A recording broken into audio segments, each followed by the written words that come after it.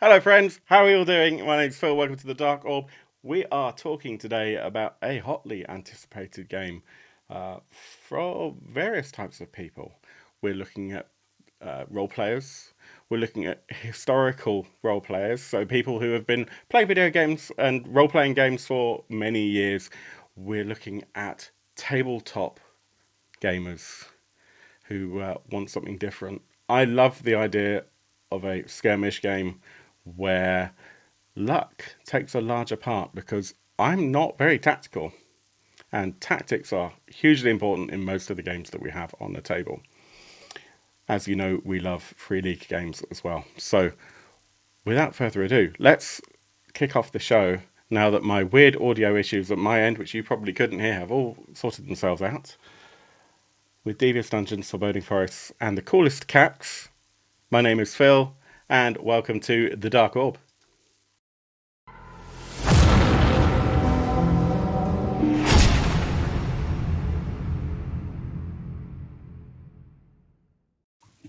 And we're joined with Yoel and with Bruce. Thank you very much for coming along, guys. That was really weird. So just at the beginning of the recording, I'm just going to break the fourth wall for a second. I had massive amounts of echo coming in just on my audio, which was really strange. Stopped now, so goodness knows what was going on there. How are you doing? Pretty good. I Awesome. didn't hear your echo, so That was that's a really win for me. strange. I mean, I'm not entirely sober, but I don't think that's got anything to do with it. But Maybe yeah, you're a psi mutant, Phil. You were hearing your own don't let voices anyone in your know. head. Don't let anyone know. I'm a bit concerned that if anyone finds out, then my days will be numbered, and those numbers won't even be in double digits. Ah, this is a really exciting time to be a fan of the almost more obscure role-playing games, and I think Mutant is one of those games that I think many people know exist, but it doesn't feel like a game that many people are kind of actively play. I don't know how you Bruce and Yoel feel about that. I think it's a little different in Sweden, maybe because there is a history behind it. Um, but in terms of like you hear about people playing Dungeons and Dragons, Alien, Call of Cthulhu. I don't feel like Mutant comes up very often as a franchise that people play. What do you think? I don't think it comes up in the English market as much. Hmm. And one of the reasons could be that the titles available in English covers a very, very short span of time and period of the mutant world. There is a whole lot of mutant that is not available for the English speaking community. Hmm. That sounds like a conversation we need to be having. Bruce, what's your, for want of a better word, exposure to Mutant? I'm probably coming more perspective, Yeah, and that is I quite like post-apocalyptic games. That's one of the big attractions about Mutant. I mean, I was a fan of from Strontium Dog in 2000 AD yes, comics, where yeah. you've got your unique mutants. Fallout game series, which is very big, and we'll probably even touch a little bit when we get onto Zone Wars. Both the Modifius game, Yeah, or do you mean the video games? Both, I guess. both actually, both. Hmm. Yeah, so there is a really big appeal, and I quite like this the look of this one. The artwork is the biggest appeal to it Yeah. because it really draws you into the world. And I did pick up the bundle as well with all the English speaking ones. Hmm. You know, it sounds like what you're saying. We need to learn Swedish if we really want to get the full mutant experience. I mean, I learned some Swedish words, and I can tell you, it really hasn't helped me with this.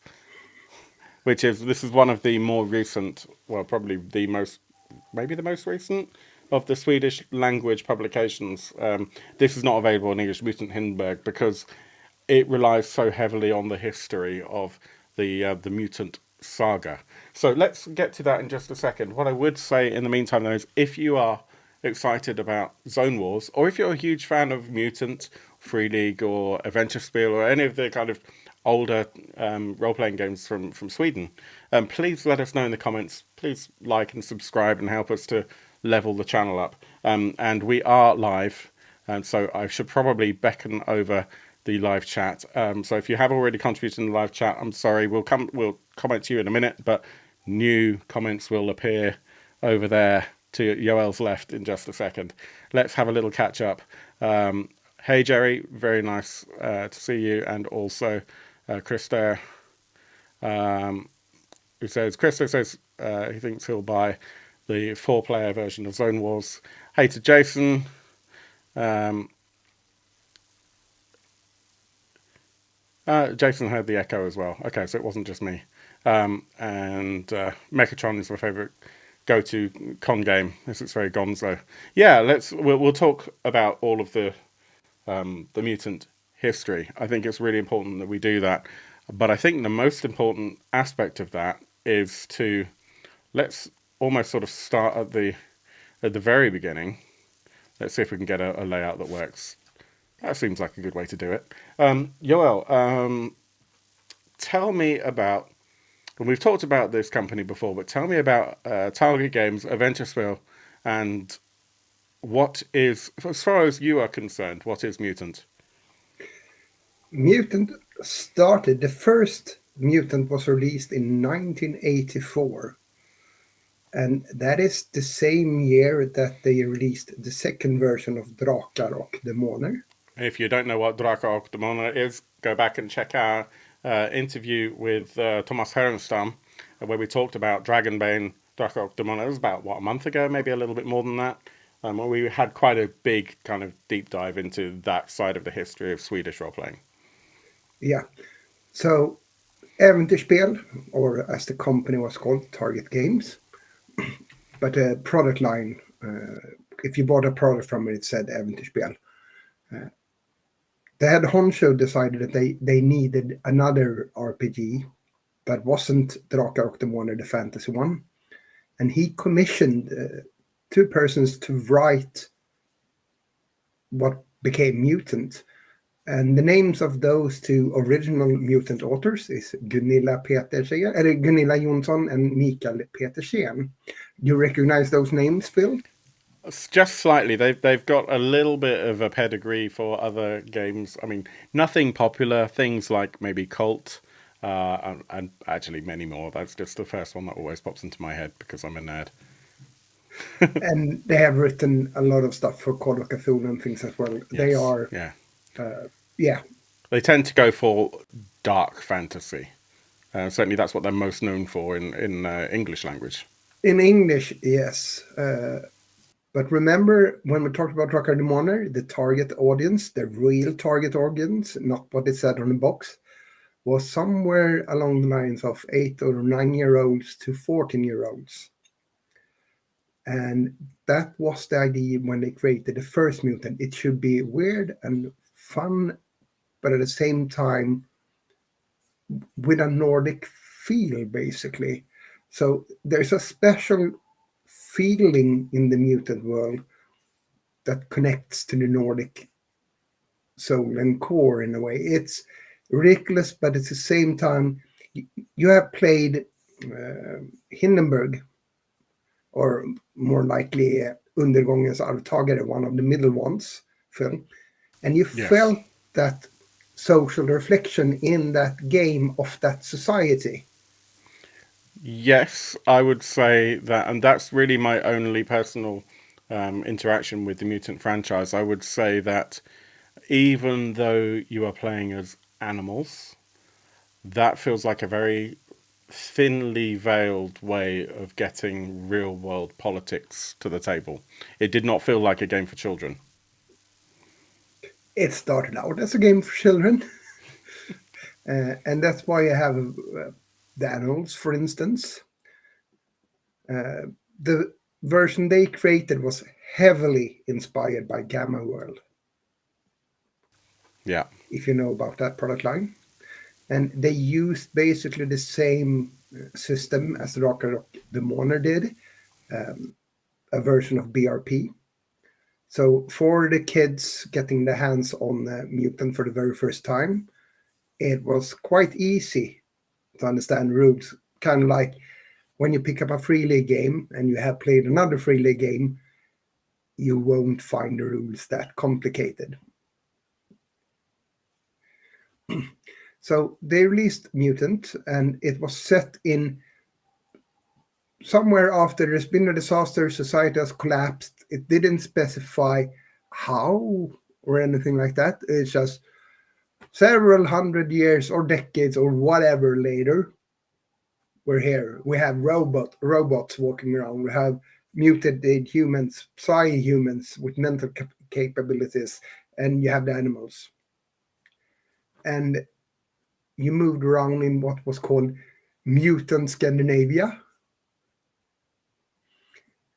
So, yeah, the same setting as people grew up in here, but the countries that started to form in that setting along the line were not called Sweden, Denmark, and so forth. You had, for instance, the Pyri society. That's where most of the players lived and acted. And a bit later, they released a lot of adventures and scenarios for that one. And a bit later, they released Mutant 2, with the number 2, which was basically rules, same setting, adapted rules. It was kind of a clone of Drakar och Demoner expert version. And here's the funny part, is that Drakar Demoner expert version was the one that really became the Drakar Demoner version everybody was playing. But when it came to mutants, most products released and what people played was still Mutant 1. So very few modules were released specifically from Mutant 2. But during that time period of Mutant 2, they also started to build the setting more with the products, with the different countries that evolved after this huge disaster that had happened and the chaos that were. So from the beginning, they basically left the world very open. It was hard reading from just the core box how technology had advanced, which societies, how was society? Was it just a jungle with people moving around? And it grew and became more coherent. And one of the products released for a Mutant described the society even more context, and it started to describe the noble families. The same names you will find in the Elysium from Free League. So there's a lot of mutant history going through all the mutant products that's been released. Yeah, that one. I don't know the names in the English versions, but you have in the Swedish one, Von Vig, for instance. Yep. I think that might be in that one as well. Let me see if I can find them. Maybe. Ruling houses. So we've got Varborg, Fortescue, Morningstar, and Kilgore. Yeah, I think Kilgore would be Skarprättare. That means basically the executioner. Kilgore has the icon that looks a little like a double helix, if that helps. It doesn't, because there were no icons in the original ones. Fair enough. For him. But this is one of the small Easter eggs that if you know your different mutant products, you can find these connections throughout them. Like, for instance, the names of the noble families in Elysium are mentioned already in Äventyrsspel's versions from 87. And then they are mentioned again in Undergångens arvtagare, which was published by Järnringen. So a reboot of Mutant. And that was set in when society had formed a little bit more, basically factories started to exist. Think about like Victorian England, but with mutated animals and mutants and psionic creatures and weird things happening outside the cities. So Mutant 1, Mutant 2, and then we can ignore the rest of the mutant lines from Äventyrsspel because they basically slapped mutant on every product with a futuristic timeline. So they released a cyberpunk game Hmm. because cyberpunk got popular, and they Yeah. called that one Mutant as well. And then they released Mutant Rymd, that's Mutant Space. Hmm. Kind of inspired a little bit by Warhammer 40k. And that one was really, really short lived because then they released Mutant Chronicles. And I think some of the Yes. Chronicles line has been available in English as well. Yeah, that's published by Modifius in the Yeah. UK. And the only connection between those lines and Mutant 1, Mutant 2, Undergångens arvtagare, and the Free League things is the name Mutant. So if Yeah. we were to put it by timeline, Mutant Year Zero actually takes place before the very first mutant. Ah, interesting. So Mutant Year Zero being yes, there. and all those products in the Mutant Year Zero line is how you have the one for the mutants. That's the first one, and this is pretty soon after the disaster, whatever created how the The world disaster to got my bank destroyed. balance, yeah? Yeah. The So ultimate full level, I think we have to call it. The ultimate yeah. fill level, when you've got more games than pounds in your bank account. I think that's most of us. Yeah. So the first product Free League released in the mutant line, that's the Year Zero mutant. Then Um, you play as the mutated humans. We walked among gaping ruins and rusty car wrecks, monuments to the fall of the ancients. Napta had been taken by a death worm, and the rot had driven Hugust insane. We had no grub left, and there was only rot water to drink. But we had to keep going. We had to find Eden. We could not return to the Ark empty-handed. The fate of the people rested on our shoulders. Suddenly, Franton, the insect-like stalker leading our way through the wasteland, stopped. "Zone ghouls," he hissed, drawing his scrap rifle. I inhaled, ready to spew out a cascade of flames at anyone who dared come close. In the next instant, a chilling shriek rose from the ruins around us. And those characters, I guess, let me just swap places with you for a second, Joel, are kind of encapsulated there on the front cover. So you play mutated humans in this, and yeah, it's just really interesting. It takes you to the world after the Great Apocalypse. Humanity's proud civilization has fallen. So tell me about the Ark and about Zone. The Are you able to zone do that? is everything outside of your arc. The arc is basically the only home you, as a player, has ever known. Mm-hmm. In that one, you live in the arc. The outside is dangerous, and in the arc is a person called the Elder.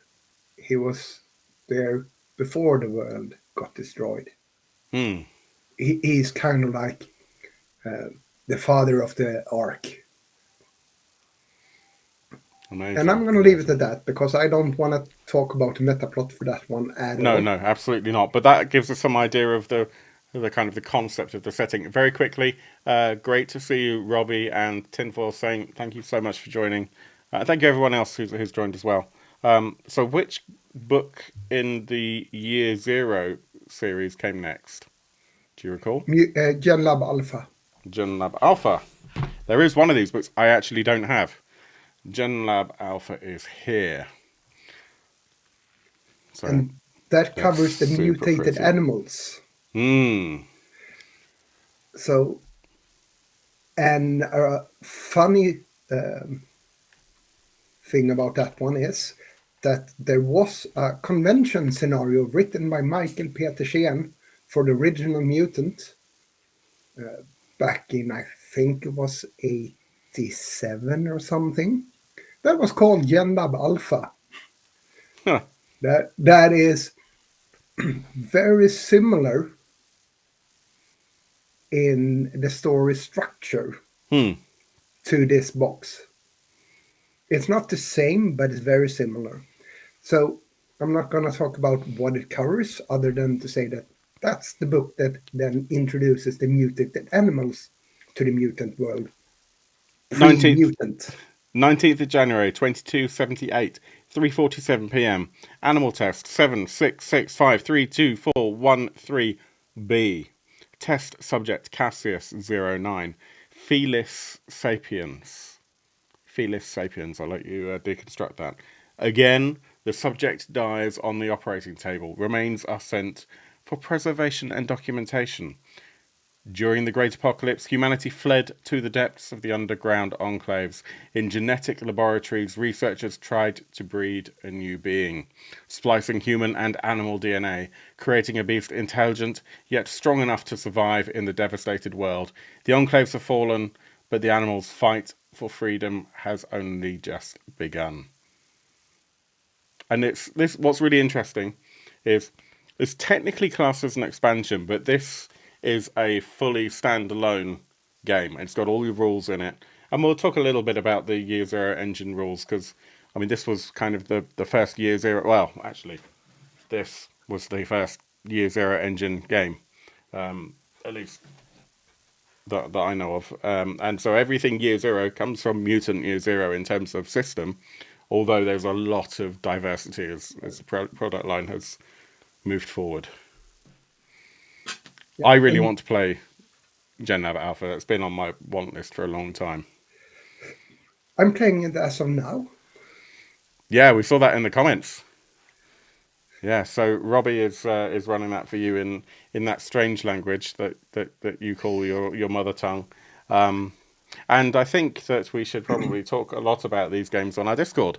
So if you're not a member of our Discord, the link is below, and we'll be talking about Mutant. We always talk a lot about Free League games, actually. So you'd be welcome to join us if you are so interested. Yeah, Robbie sold it as fables on steroids and drugs with a big ladle of dark comedy. I mean, I'm in. But yeah. That's the UNDAB.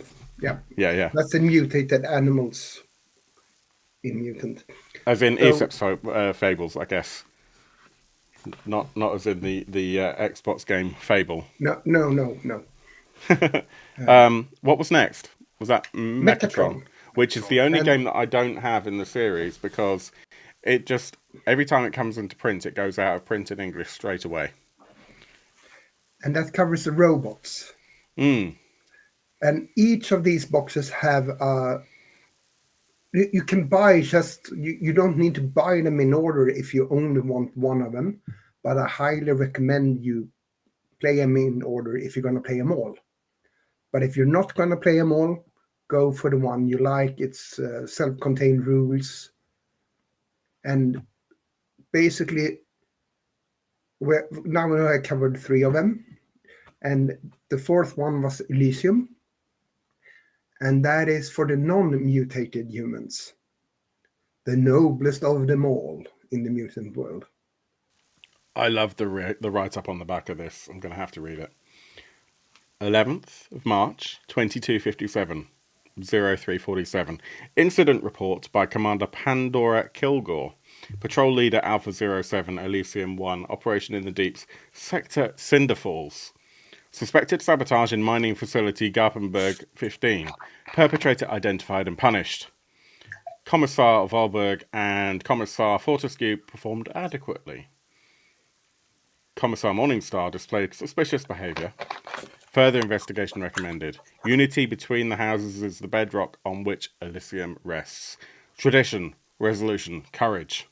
When humanity falls, 4 powerful industrial and financial dynasties form a covenant called Elysium. After the meadows of eternal spring from Greek mythology, deep in the bedrock they build the enclave named Elysium 1, designed to weather the long atomic winter. Now, generations later, Elysium 1 is a gilded prison, a lonely outpost in a sea of quiet destruction. Fear and suspicion grow unchecked, and the four houses fight ever more desperately over the dwindling resources that remain. In response to this rising tide of civil unrest, a force of judicators has been established to preserve law and order in the enclave, and you are one of the judicators. I'll stop it there. Like all of these books, they are gorgeous. I probably can't really show very easily, and I don't have the PDF available right now. I've got it, but you can kind of get an idea. The layout, as always with Free League games, is really great, and the attention to detail is always amazing. Definitely worth checking out. And there is also one other hardcover book that I have in English in my We're collection. going to get to that one, but not yet. Yes, good. We'll get... Oh, in English, you said. Which one In was that? English, Which The one Grey is that? Death. That's a scenario book. Mm-hmm.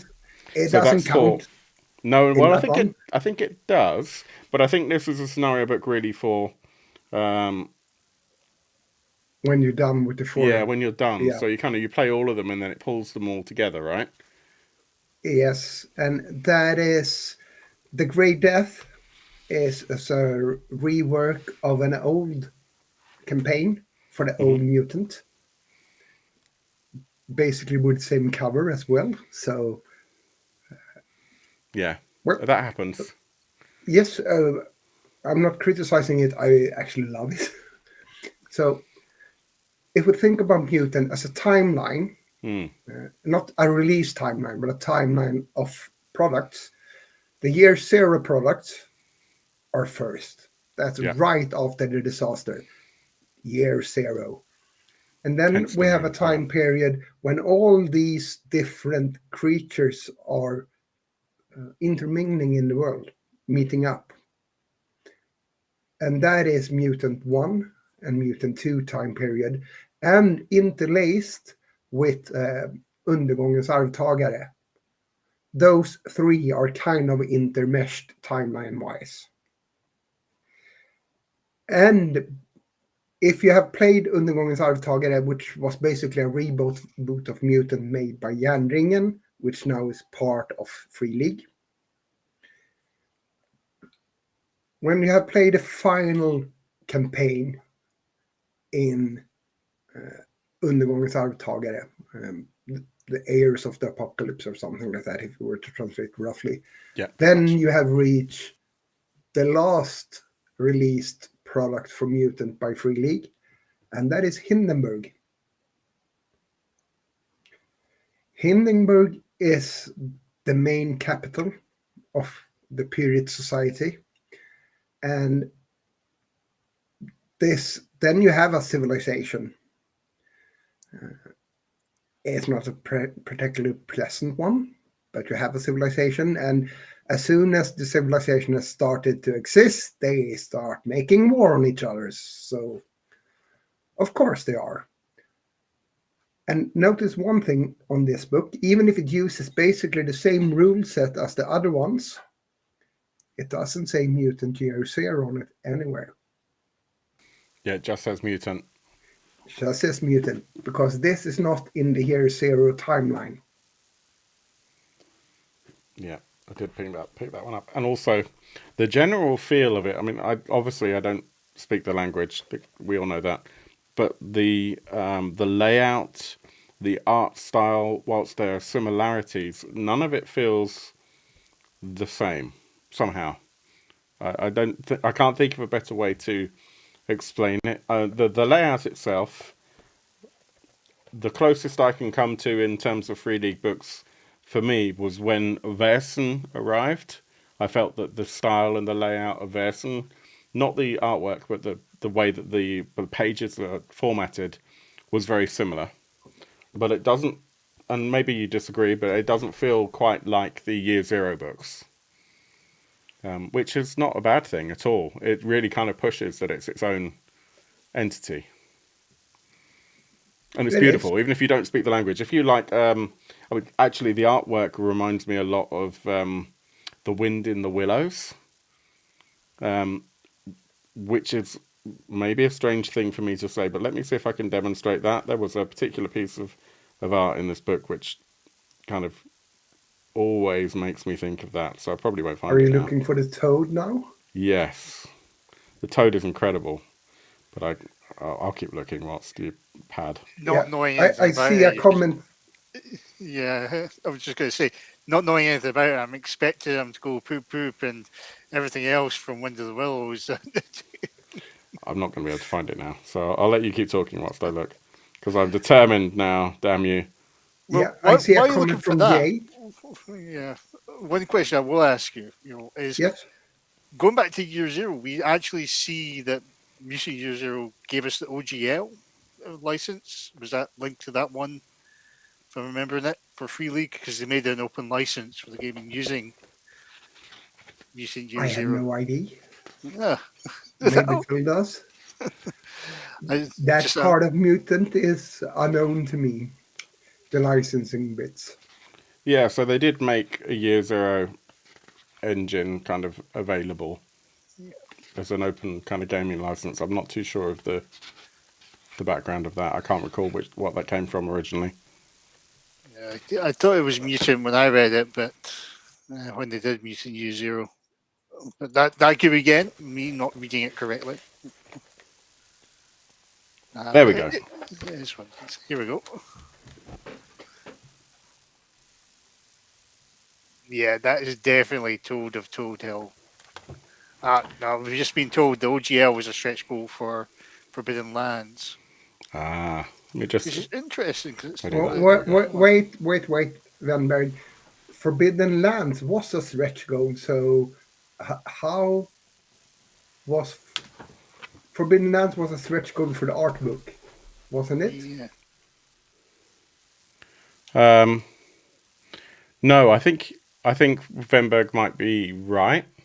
I think there was a And then they did a Kickstarter for the game itself. yeah.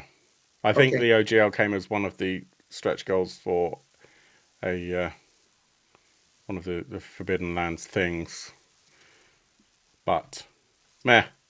If you are definitely sure that you know the answer, let us know in the comments, or come and roast us in Discord for not knowing our stuff this late on a Friday evening. I see Jay's comment about remembering Free League update talk where they said they might update Yeah, the they might system. update the system. So there's been a lot of talk about that. Let's very, very quickly cover what the core system is for anyone that's not played a Year Zero engine game, because a lot of this translates into the tabletop game that we are here to discuss. Before we do that, though, we should probably talk about the bridging product between the role-playing game, which we've just discussed in all of its glory, and the tabletop skirmish game. So I don't know, Bruce, if you've spent any time with this product. I think I've got it, but I haven't really spent any time other than just sort of like about 20 minutes, half an hour, and it was great fun. But I have a low tolerance isn't the right word. I love video games, but I get distracted really easily. And if I put a game down, particularly a video game, it's hard for me to get back to it sometimes, which is really annoying when you're playing co-op games with friends. But there is a Mutant video game. Year And Zero video game. yes, even more specifically, a Mutant Year Zero video game. And Yoel, you've spent some time playing that, haven't you? Yes, I've finished it twice and the expansion for it as well.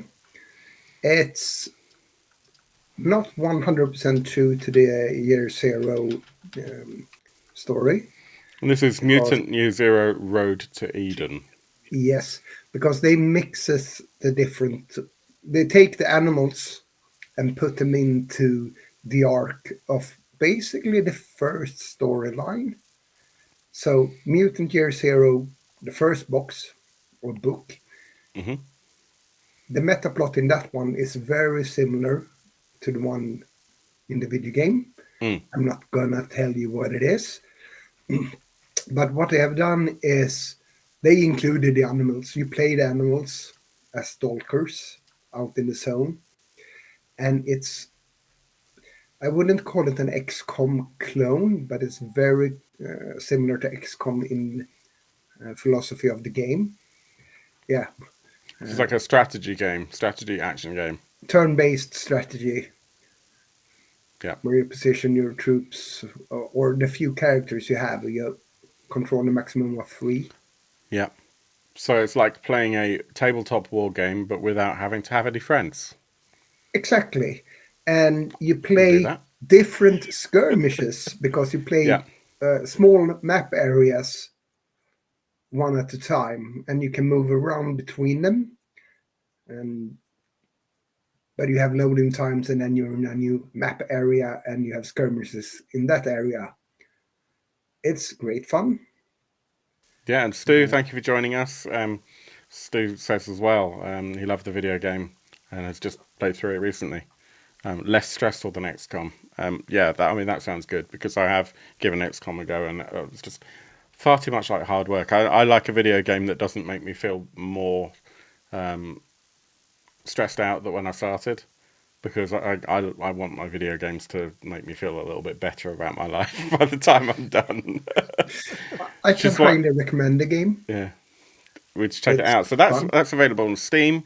It's available, I think, on all the major consoles as well. So it doesn't matter what you like to play your games on; that should be available to you. And Worth a look. and some of the characters from the video game are actually in the skirmish game, really, in Kickstarter. So, for instance, the ducks, Yeah, Boromir, the pig, those are the two first characters you play in the video game, and they are in the new Kickstarter game. As are the cult of the plutoniums. I can't remember their names. Three of them hmm are in the video game as well. And if you look at the design in the commercial video, they have the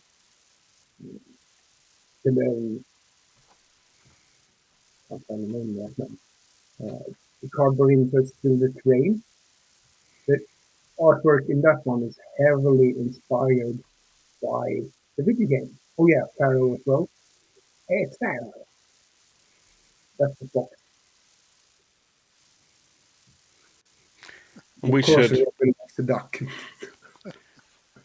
probably then talk about the skirmish game. So let's bring that up. So first of all, I guess my question is to our lovely friend Bruce, who's now embiggened.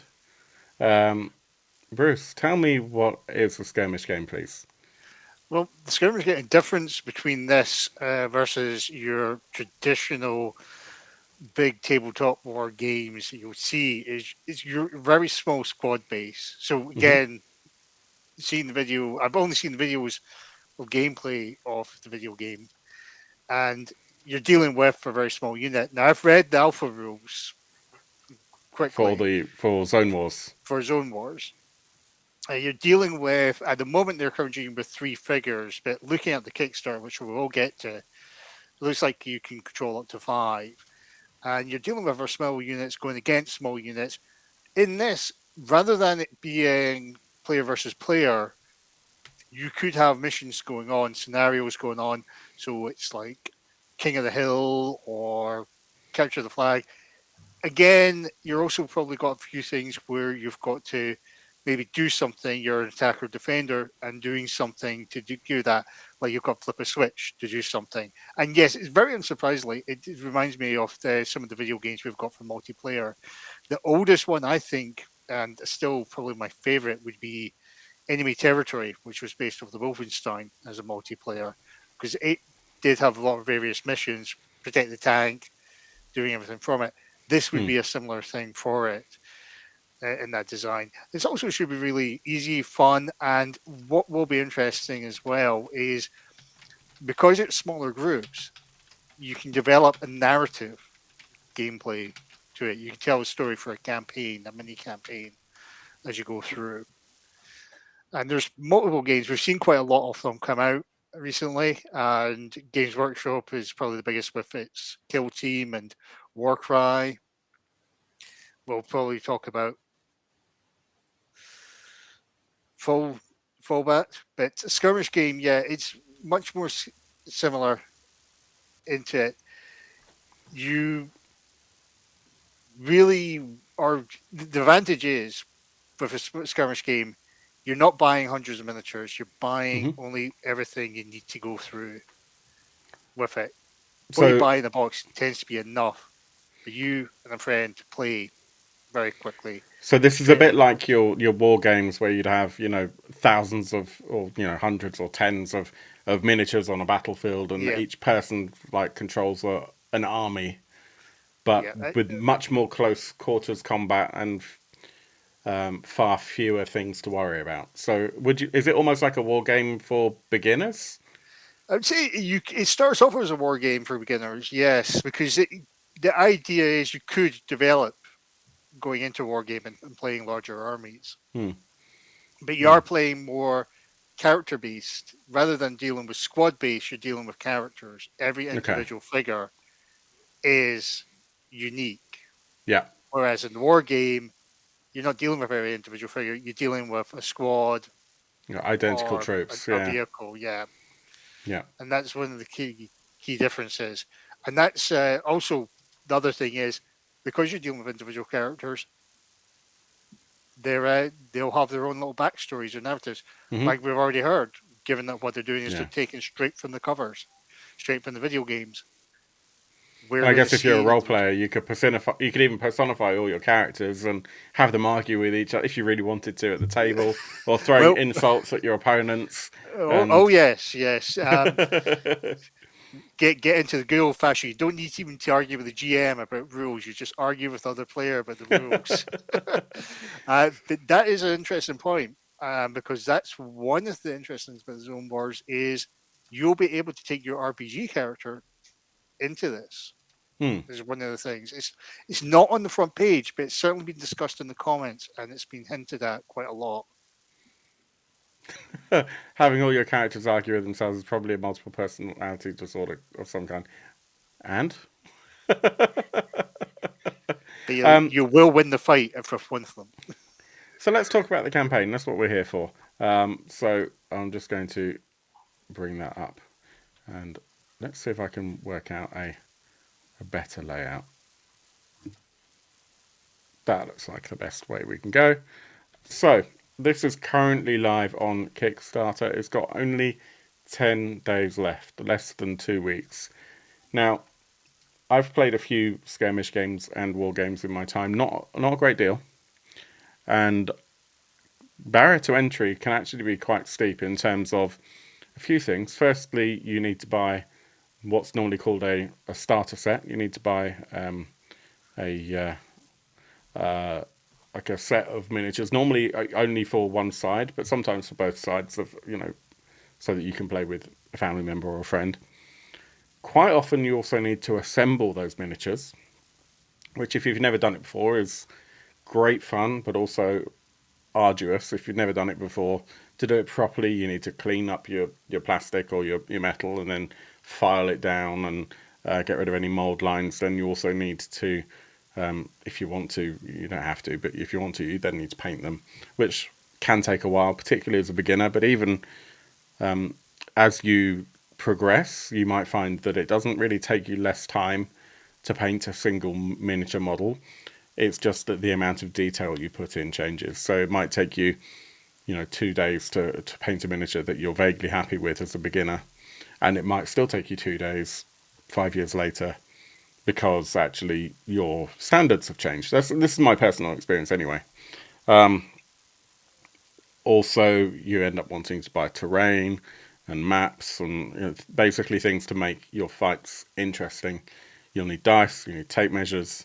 There's quite a lot that you need to get started, and it can all add up. So for something like Infinity, you could easily, which is another skirmish game, you could easily spend £100, UK money, just on a legal team that's enough for you to fight against another player's team, and then you're going to put tens of hours, maybe more, into actually putting that all together before you can even put it to the table. Zone Wars is quite nice because not only, as Bruce said, are the numbers of miniatures that you need on the table quite low, so a handful of miniatures, but they come pre-assembled, pre-glued, which is great if you are relatively time poor, or you just impatient like me. I'm just trying to get this window to a slightly better size. And on top of that, they are not pre-painted, but they are shaded, which means that they've got some texture to them. They look like this. So instead of just being a flat plastic, a grey plastic, which is what they normally are, they've got some shadows in them. So as a beginner, straight out of the bat, you kind of get what you need. You get enough miniatures for 2 players or 4 players, depending on what you're going for, and you get tokens and cards, and I think you even get the dice that you need. So it's very accessible for a beginner, and you don't have to be some kind of modelling expert in order to make them look good on the table. Certainly, I'm not going to paint these, and I do paint miniatures. I won't paint these. Yeah. And Yoel is coughing with excitement. So I'm actually gonna play this because I can't paint or assemble, it and I just will takes get it time, and done. it takes confidence, and the more you do it, the better it gets. But most people are never happy with what they've produced. So I totally understand where you're coming from, to be honest. So Yeah. this will be for me good enough to use from the box. Read the rules, put the minis on the table, and start playing. Yeah, exactly that. So this will be accessible for someone like me. Yeah. Reading that Kickstarter campaign, that's exactly what they've got in mind. Just as Robbie's question, yes, one of the designers was linked to creating Necromunda Yes, as so that's well. Andy Chambers. Yeah, So it's designed by Andy Chambers, who did Necromunda, Battlefleet Gothic, Warhammer Fantasy Battle, Drop Zone Commander, and Tomas Herenstam is involved, obviously, with the rest of Free League from the Free League side of things to make sure that everything matches up with the lore. Yeah, I mean, it looks really interesting. We should probably touch on systems. So the way that Mutant Year Zero works, for anyone who's not played a Year Zero engine game before, so you have a character sheet, and within that character sheet you'll have a number of different attributes and skills, and these can add up. So for example, I mean, I've got my anglicised version of the Mutant Hindenburg character sheet here from when we played. When I played Ragmunk Yahtzee, which I'll let Yoel explain why he's laughing about this. It's a horrible pronunciation of a food, a dish in Swedish, basically kind of a potato pancake. Yep. And he So was a potato pancake Yahtzee. he's a mutated lynx sniper, and he has attributes: strength, agility, wits, charisma, and then if you've played Year this will all make sense anyway. Then you have additional skills that build onto those attributes. So, for example, Ragmonk, I like saying it wrong, by the way, you're has an agility of 5 and an athletics of 1. So if you sum those together, because athletics is linked to agility, that makes a total of 6. And this is a dice pool game with d6 dice. So you roll 6 dice.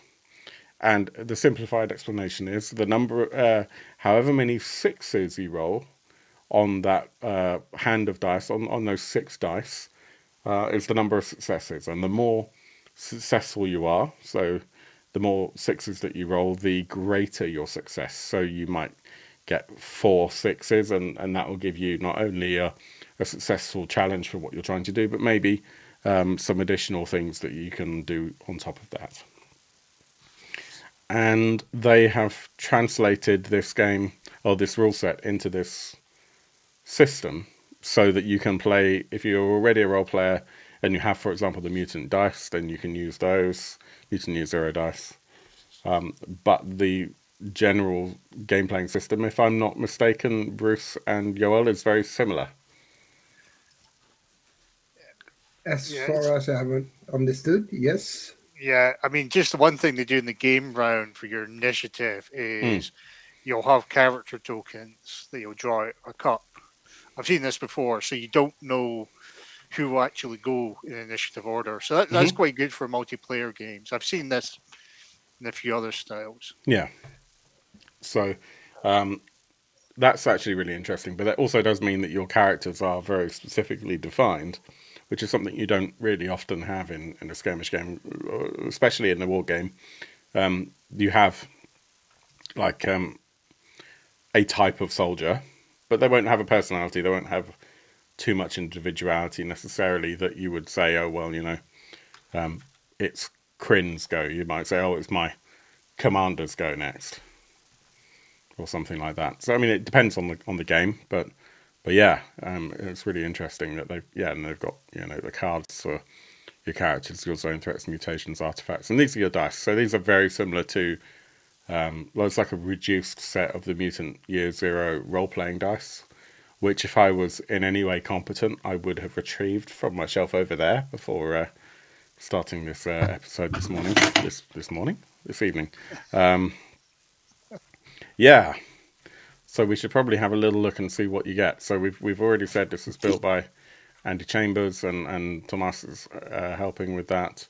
Multiplayer Skirmish Mayhem, designed to be played by up to 4 players. This is actually really important because I've played a few skirmish games, as I said before, and Bruce, I'm sure you're in a similar situation here, where quite often let me just turn that off for a second. Quite often the skirmish games especially, are really only designed for like 2 players.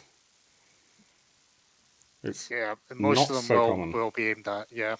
And so if you've got 3 people that want to play, you can quite often end up in a situation where one person just has to watch.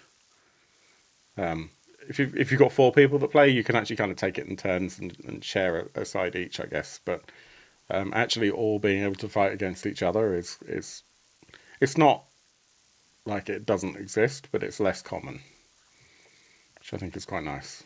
I mean, I have played the Warcry with 3 people, and there's a setup style for it. But I think what will help with Zone Wars with multiple is this counter drawing who goes, because that at least keeps it varied, and you don't know who's going to go where next.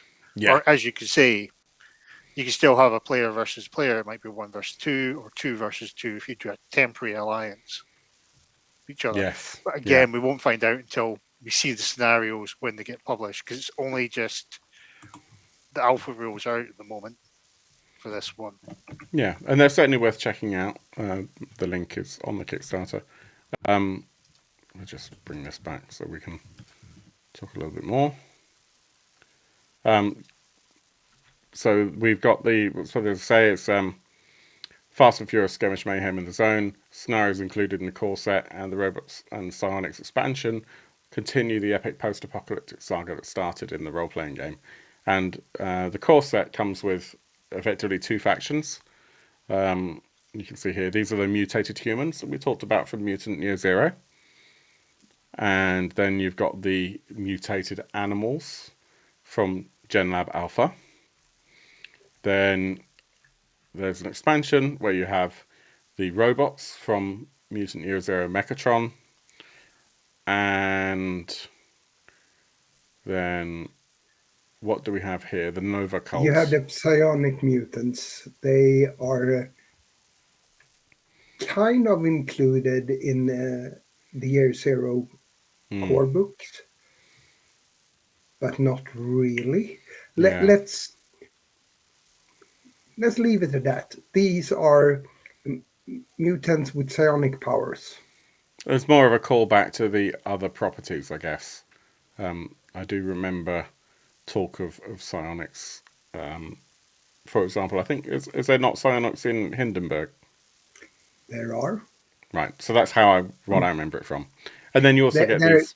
they Go on. are from the very first mutants. They Right. are. It's called Psi mutants. Yes. Cool. And then you have your tokens and your cards, and you get a game mat. Not sure what the game mat's made of. It's probably paper. Paper. Yeah. It'd be It's nice if there stated was a. paper somewhere.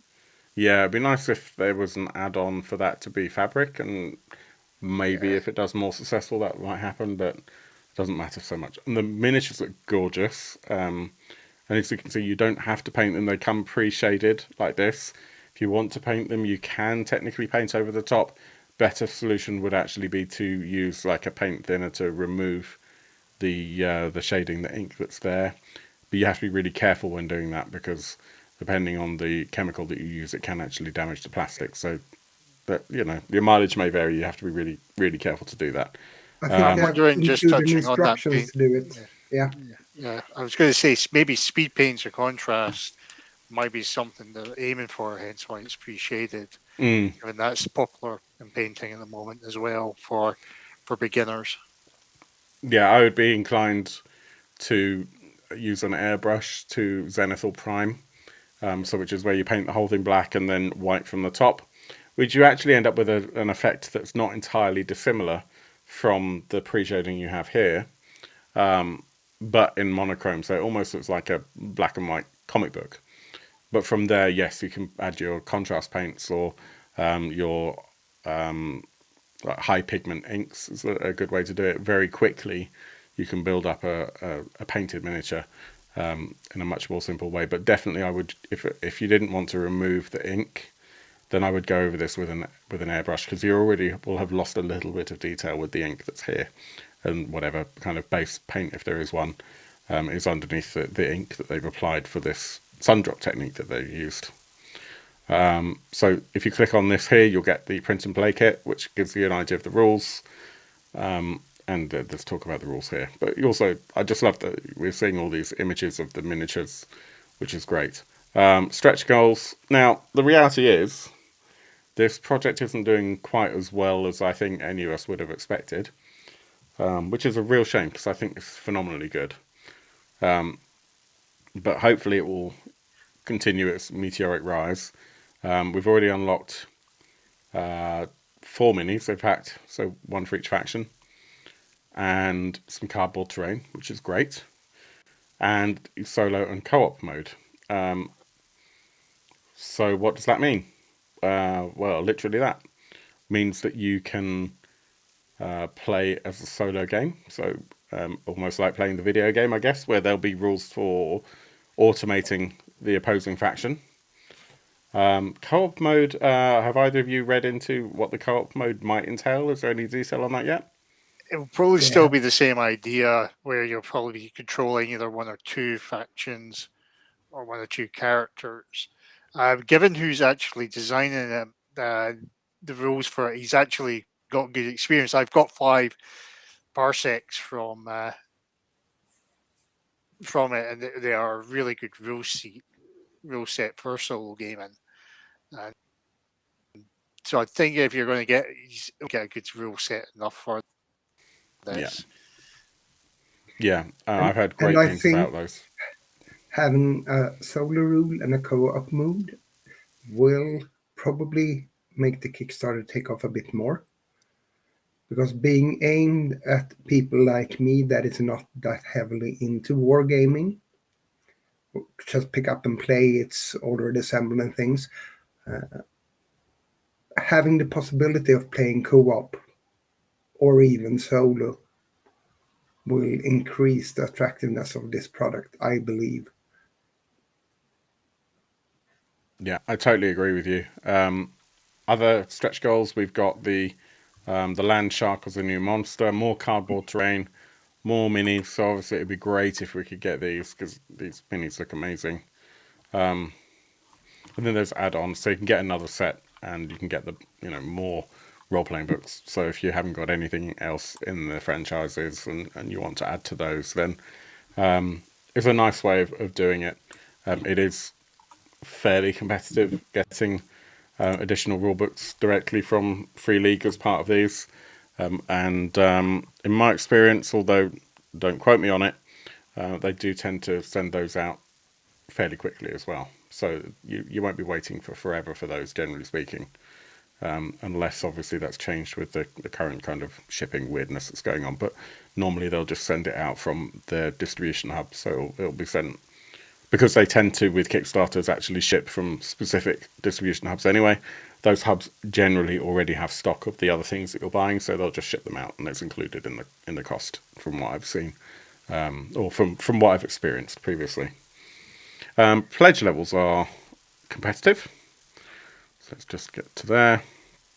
If you want just the core game, it is effectively 600 Swedish crowns, or £49 British, and then £81 for the 4-player bundle. So that gets you the core game and the expansion, and that's it. So based on that, the 4-player zone bundle, being the one level below the retailer bundle, would be the fill level. Even though it doesn't have loads of bells and whistles, I think Bruce would argue that it's not the fill level because it doesn't I think have a enough. lot of us on Discord would argue it's not the fill level. Well, the fill level is just one below the retail pledge. But yeah, so obviously I would say if I was going to purchase this, I would be looking at the 4-player zone bundle, and then hoping that I could find 3 friends.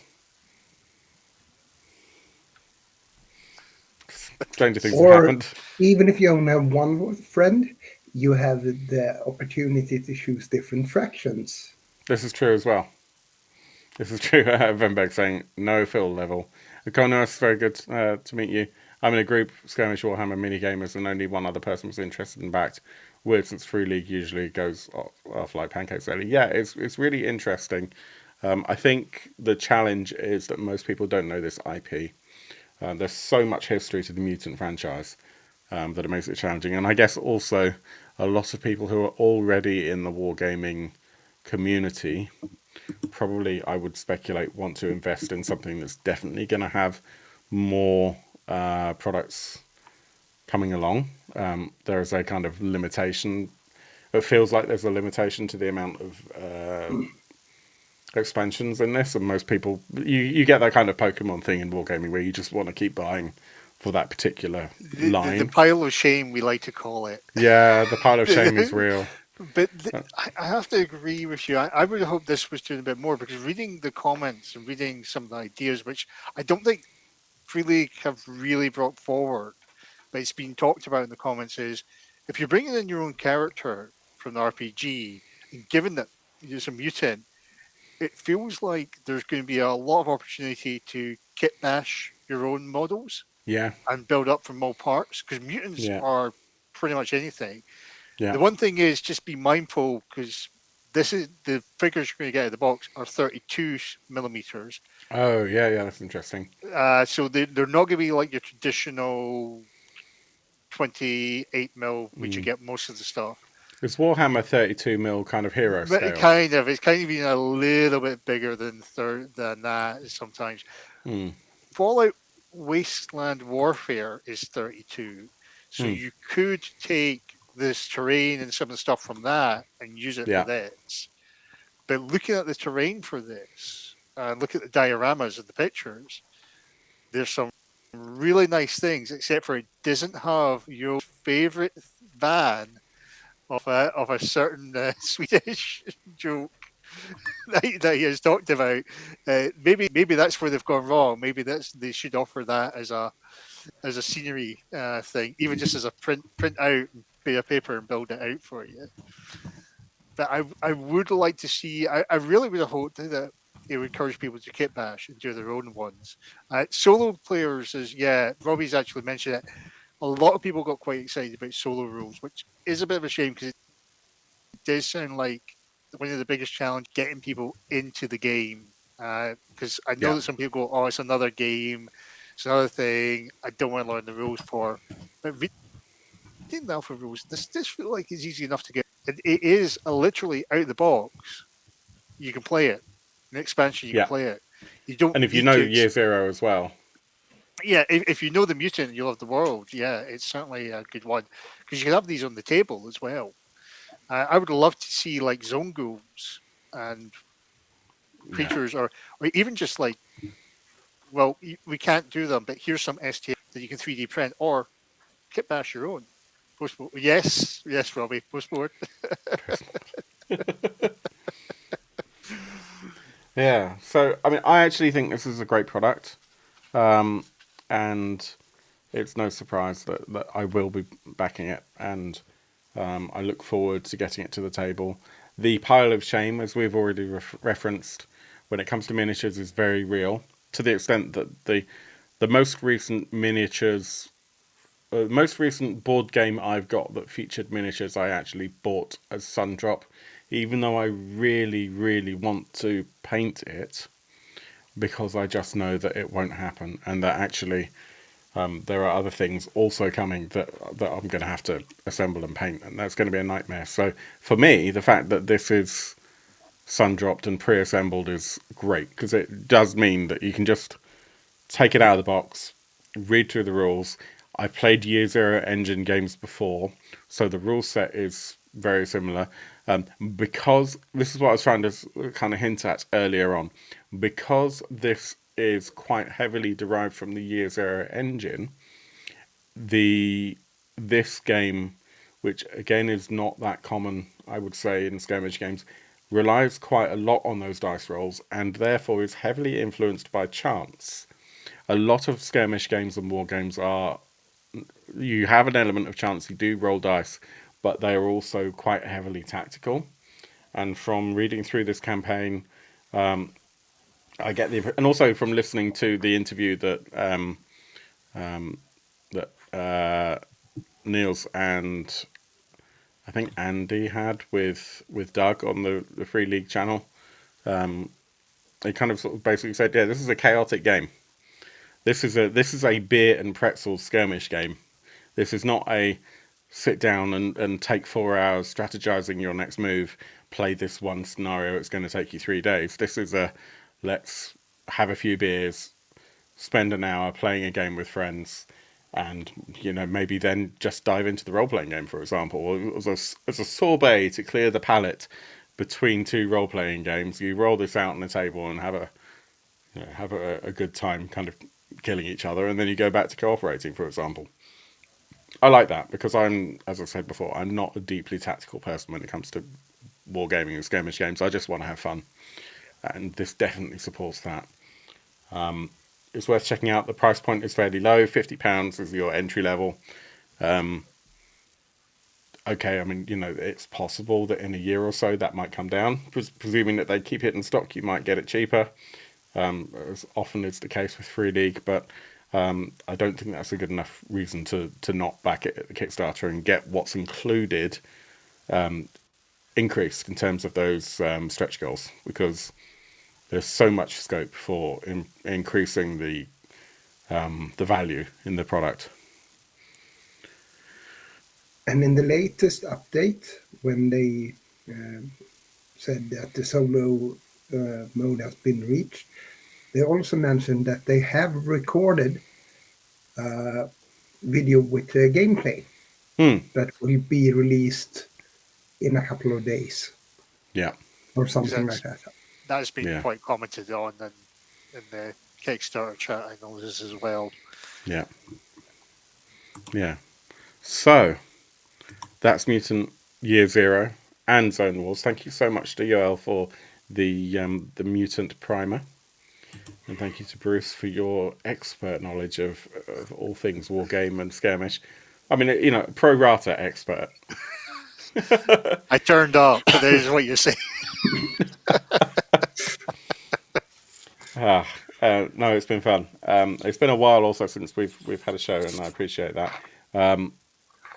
We're not going to be back on for a couple of weeks actually, but we'll be back probably the end of November, beginning of December. We are still planning to pick up. The number of games that we hoped to play for Orbtober, Orbtoberfest, was slightly reduced due to real world issues. But we'll pick some of those games up in December, and then we'll talk about our little Patreon giveaway thing, maybe as a Christmas thing instead. So yeah, I hope you've enjoyed the show. If you have, please hit like and subscribe and keep those comments coming in. Let us know what you think of Mutant. If you're excited about Zone Wars, come and talk to us on Discord. You don't need to be a patron in order to talk to us there. Although if you love the show, then obviously your support on Patreon is deeply appreciated. Yeah, I think that's probably about it for today. I hope you've enjoyed the show, and we'll see you very soon. So thank you, Yoel. Thank you, Bruce. Thank you, me. I'll see you very soon. Take care, and thanks very much for joining, everyone. Good night. Bye.